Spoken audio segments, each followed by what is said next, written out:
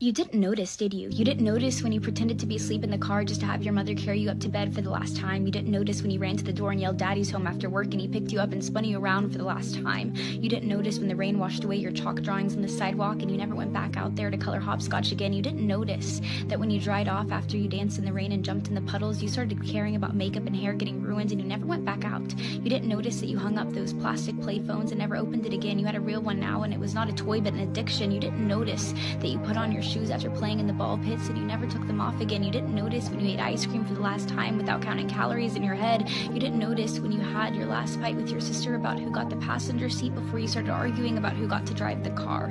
You didn't notice when you stopped believing in Santa Claus as the magic of Christmas was replaced with material wish lists. You didn't notice when you stopped believing in a monster that lived under your bed as it started to come out in the reflection of your mirror. You didn't notice when you went to field day for the last time, when you got your last participation trophy, when you kicked your brother's seat during a road trip for the last time, when you had your last play date with your Barbies, when you had your last Disney movie night with your family. You didn't notice that grandparents don't last forever. You didn't notice that your childhood cat wasn't eternal.